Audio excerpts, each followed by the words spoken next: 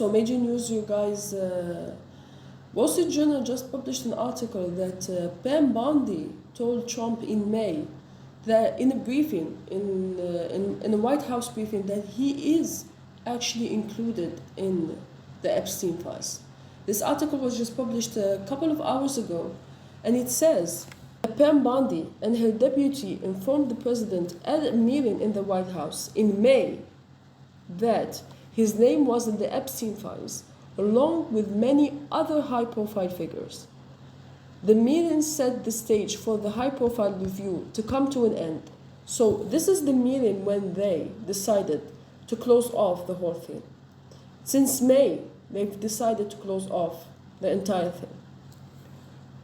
The publication notes that being mentioned in the documents is not a sign of wrongdoing. I don't think so.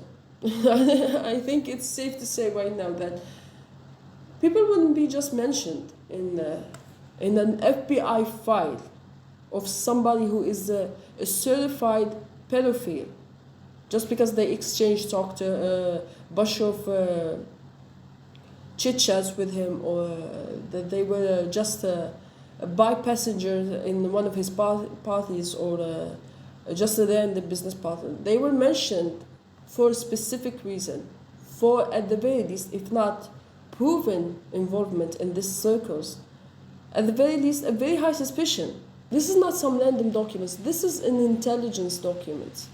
So he wouldn't be just mentioned, just for the hell of it. The officials said it was a routine briefing that covered a number of topics and that Trump's appearance in the documents wasn't the focus. I don't believe so. I don't believe that Trump hears anything related to his own interests, and then I think his brain just shuts off. And that's all what he thinks about. I think since May, this is all what he thinks about. They told the president in the meeting that the files contained what officials felt was an unverified hearsay about many people, including Trump, who had socialized with Epstein in the past. Yes, let's just call it socialized. Some of the officials said, one of the officials familiar with the documents said they contain hundreds of other names.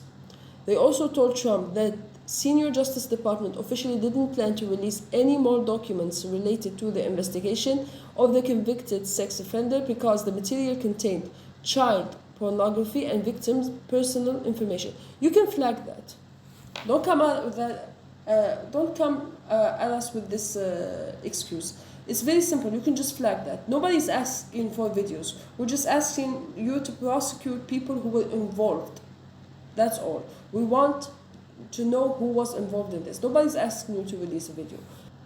Trump himself, when he was asked just last week about the incident, about whether he knows something about the Epstein Files, listen to what he says. DOJ and FBI review, the findings of that review, the Attorney General briefed you on what? On the DOJ and FBI on what? review. On what subject? Epstein. Okay. On Epstein, of the review of the files. Attorney General Pam Bondi. A very quick briefing. Did she tell you? What did she tell you about the review? And specifically, did she tell you at all that your name appeared in the file? No. She's given us just a very quick briefing, and in terms of the credibility of the different things that they've seen. And I would say that, these files were made up by Comey, they were made up by Obama, they were made up... This is July 15. The reporter is asking him a very simple question. Did Pam Bondi, in the briefing, in the White House briefing, told you that your name was mentioned in the Epstein Files? And look what he says. He deflects the question by giving a very elastic answer. Yes, it was just a quick briefing. Then he goes directly to the attack. He can't even deny that his name was mentioned. His answers are so telling. He is hiding something. There is no question asked that he's hiding something. Just listen to this.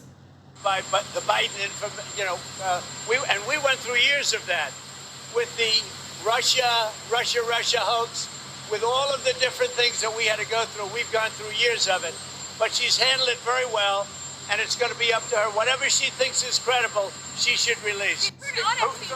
I think that also him not throwing Pam Bondi under the bus, despite that the MAGA wanted so bad, for her to be fired after closing the deal is because she knows something that can hurt him. That's why he wouldn't just give up on her. Not only because she's proven a loyal soldier since she's willing to hide information for him, but because he knows that if he fires her, if he hurts her, she can come out at him with very, very serious allegations. The fact that he is seeking to hide information about these files, despite all the images and the videos that we saw, the informations, the articles that keeps coming out about the connection he has with Jeffrey Epstein, which are already so ugly and so revealing and so telling. What do you think those files contain, for God's sake?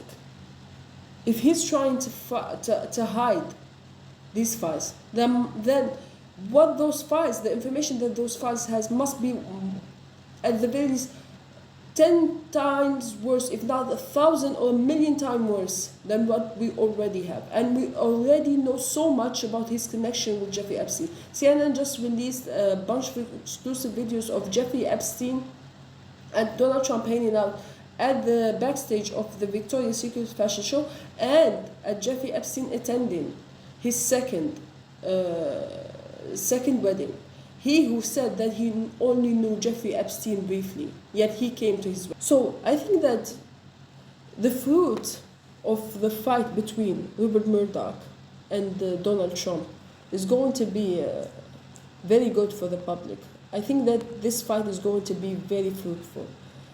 And Trump's decision to sue Rupert Murdoch for a whopping $10 billion is going to be the mistake of his lifetime. I think that what we're witnessing right now is a Monica Bellucci moment. Monica Lewinsky moment for those. So you can't speak about this man without feeling that your mind is melting as you speak about him. Monica Lewinsky moment for Donald Trump. This is going to be also his Kabul moment, the same way that Joe Biden had a Kabul moment, the same way that Hillary Clinton had the Benghazi moment, the same way that Monica Lewinsky was. Bill Clinton had the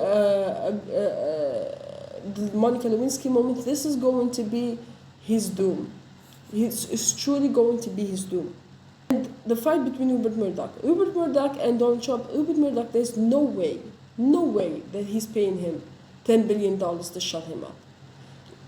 The obscene amount of money that he's asking for from the Wall Street Journal is insane, and is going to make Rupert Murdoch wants to fight this to the bitter end. And they might reach a settlement in backstage, but I don't think that Rupert Murdoch needs Donald Trump for anything specifically to be willing to actually enter in negotiations with him the same way that CBS caved to him. So this actually explains a lot why he's been so aggressive lately and trying to pick a fight pretty much with everything, anything and everything, from talking about football and talking about different football teams that they should change them. I don't know. I don't know much about football, American football. I don't know about what the hell he's talking about. But from him lashing out about that, talking about Obama, to talking about Hillary Clinton, to talking about Coca-Cola, for like him lashing out and looking at anything and everything to throw in his base's face to try and distract them from the Jeffrey Epstein case. It makes so sense that he's acting this way. He knows that there is something in those files, that if the public just peeks at it or is able to get just few informations of it, that's going to be his own doom. Or else, why did he instructed, according to certain sources, not more, but according to the sources, 1,000 FBI agents to flag his name, to flag the mention of his name in this Epstein files. And this is the weird thing. He said it himself, that they had a briefing about this. It means that there are documents that does exist about this case. Why didn't you just release them? Just to show you that this man is not serious. Look what the New York Post just posted. Epstein grand jury transcripts were denied by the federal judge. He is not releasing any documents. Okay, these documents were not the FBI documents that we are looking for, but they still were very beneficial documents when it comes to any documents, any information will be beneficial about Jeffrey Epstein, because you can see the information are already not that much available when it comes to information from the government. So it's like it's up to independent media to paste these pieces and bring them together to make a full image. In the case of Jeffrey Epstein, he knows that, number one, that this information will not be released. No judge has the authority to release them. And even if they are released, they're not going to serve the public much when it comes to knowing who was involved in this. So he's been playing you since the beginning about releasing this entire Epstein Files or information. This comes at the same time when Tulsi Gabbard is taking off with her entire Obama story, and they're shutting down the House so they wouldn't allow a vote about Jeffrey Epstein. So Trump is not releasing documents. The grand jury testimonies are not coming out. The House is closing, and Tulsi Gabbard is trying to distract the public with the entire Obama issue, despite that if there was actually an issue with Obama, they would have just asked the DOJ to prosecute him. And at the same time, we have this new articles that says that he already sealed the deal in May. In May, they already agreed on all the terms. So this is Rick Wilson on MSNBC. Look, Katie, I think that this is a profound tell on the part of Donald Trump. This is a real understanding of what scares him. Donald Trump is not a brilliant man, but he has a certain degree of feral cunning about things that endanger him personally or legally or politically. He has a keen sense of those things. Because he's guilty. He senses and expects his downfall at any given moment, because he deep down knows what he has done. So he obviously is going to be walking on eggshells all the time, trying to cover what he did. That's why he sensed the danger before anyone else. He senses that the Epstein matter is so devastating that if it fully comes to light, it was so devastating that he sent 1,000 FBI agents to scrape through every single piece of information that the DOJ had to ensure his name, that they knew everything that was there. This is a guy who acts guilty, sounds guilty, looks guilty, smells guilty.